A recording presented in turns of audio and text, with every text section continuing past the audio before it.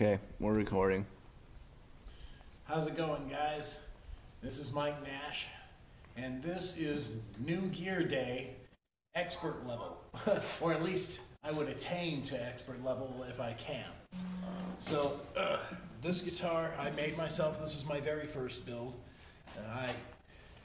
I had read Guitar Player magazine a lot in the mid and late 80s.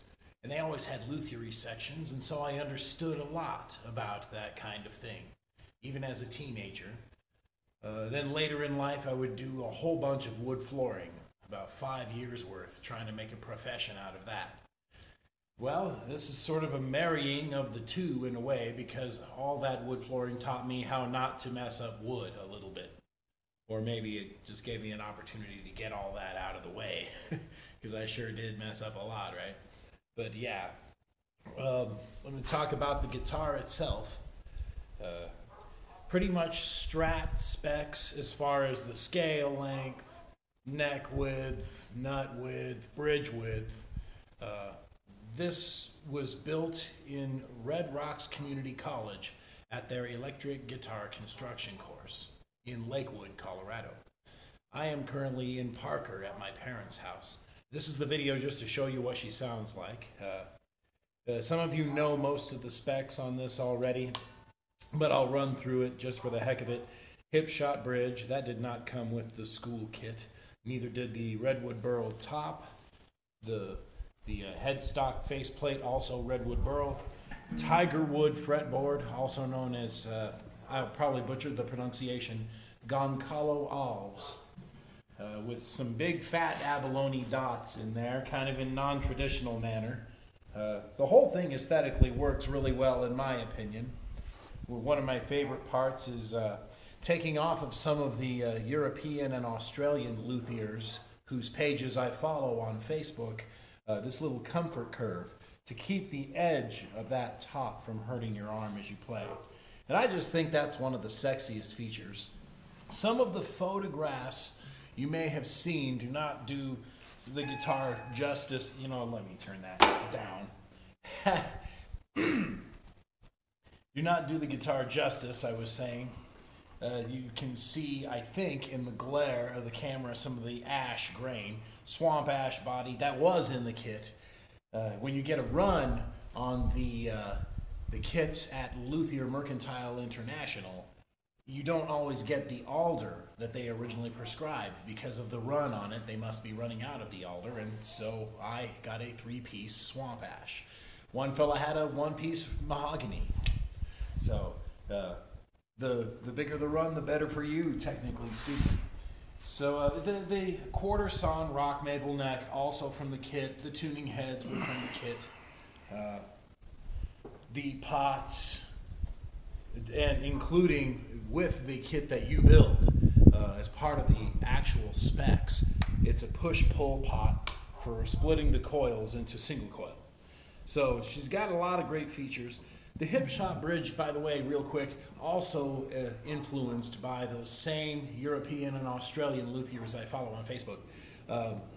Very, less expensive than you might think, and simply more precisely engineered. Better materials like stainless steel saddles, and the departure point of the string is crisper. A simple bone nut, that was part of the kit. I have a desire to put black tusk in here, TUSQ, which is synthetic ivory, impregnated with Teflon nonetheless. And look for that in future builds from the Alien Guitar Factory. But moving on, that's the specs of the guitar. The pickups are Crunch Lab and Liquifier, the Petrucci set of DiMarzio's. And I'm going to start off clean. I'm not the world's greatest lead player. I'm pretty much a metalhead, but I can dial through a few tones. So I'll give you what I know how to do with it. Little bluesy riffs in clean. This is just bridge, and it is not split.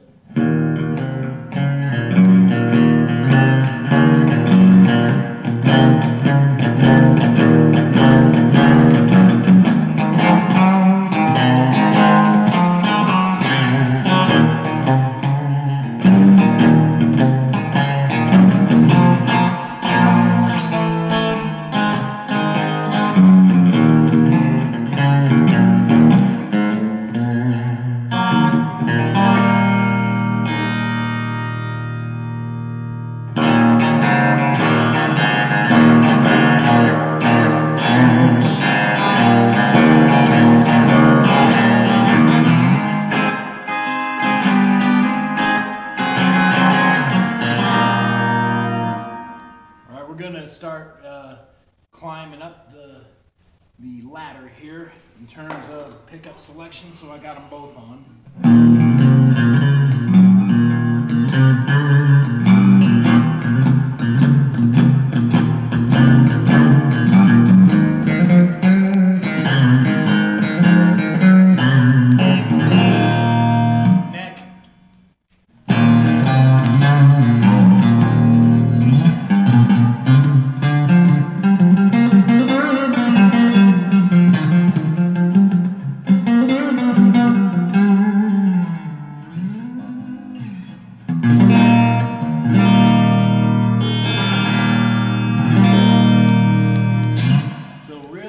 So far in the clean range.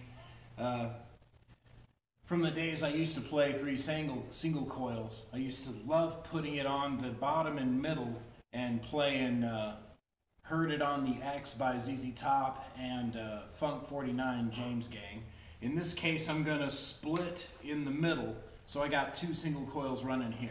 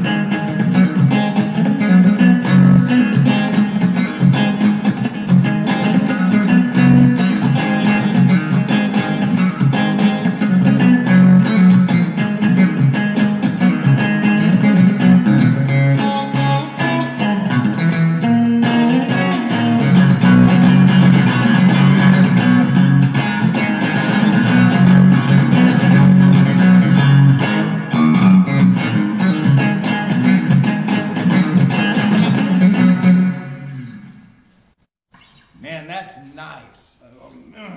So I'm not used to having anything in my hands typically that isn't made by a big box luthier type company. And I still own many of them, and believe me, I'm holding on to them. My Ibanez's, my Jacksons that I've ever owned. I've loved them all. So there's nothing wrong with those guys, but there's something different about holding something that's custom made in my hands. And this is my first build. All I cared about was maybe trying to think a little outside the box on wood selection, and just use quality parts and precise where it counts, the neck joint, the nut. These are the simple things that you're supposed to be doing on every one of your builds. And those basic principles thereby bring the most out of whatever nature and man, frankly, when it comes to electronics, gives you. So the coupling and marrying of those things need to be done in as quality manner as possible, and then you get what you get. There are those who are more adept than myself in that manner and know by now how to dial in more specific tones with their experiences with tone woods and electronics, and how to combine those properly. Nonetheless, for a first build, this has so not disappointed. Well, enough chitter chatter. I'm going to go ahead and dial up some more distortion and just run through the pickups without any more blah blah in between. All right.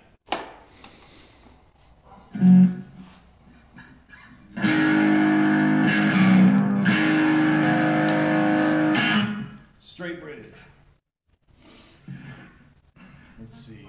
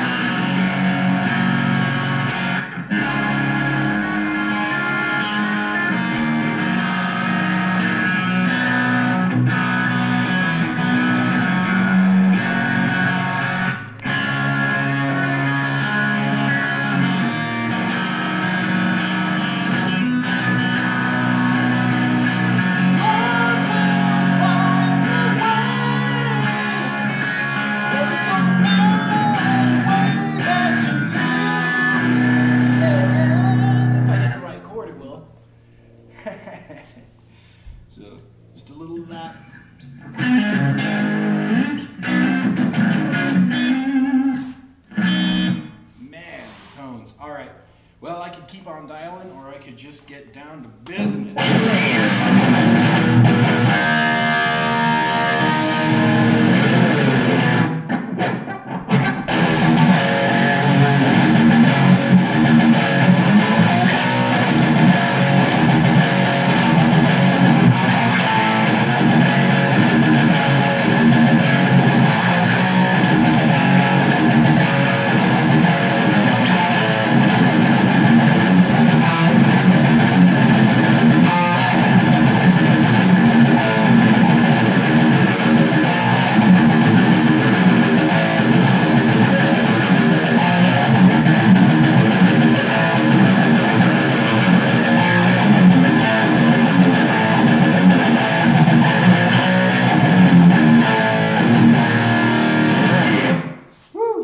Sunlight and wind are being nice enough to let my fingers play, but that's still a bit of too much of a demand. That on thing a cold sounds start. great in here. The acoustics Oh, my in wife this has building. arrived. Oh my Hey, God! baby. How's it going? All right. So moving on, you know, the only time I ever see you in a bit, babe. The only time I ever can actually dial out some of the bluesy tones in this thing is when I'm actually pushing the distortion and playing the metal stuff, you know.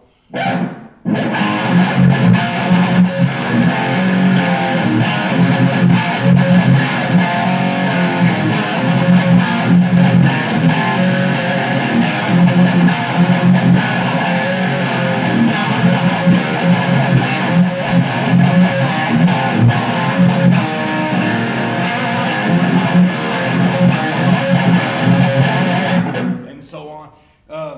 And even in the chinkiest, I'm going to go back to clean and show you what I discovered. I'm going down to single coil all by itself clean. The chinkiest tone I think I can dial in. And I'm still kind of, you know.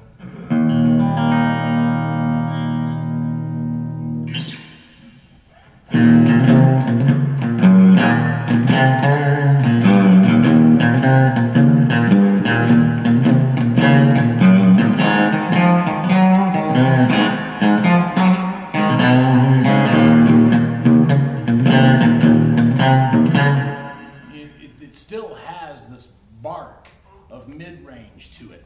And I play with my mids cut like any metalhead would. I'm actually equalized the same across every channel, where my mid is about halfway and my bass and treble are cranked, you know. And yet, so again, can't be more pleased with the way this thing came out, with the way she sounds. So there it is. It's got a little bit of everything out of such a simple setup.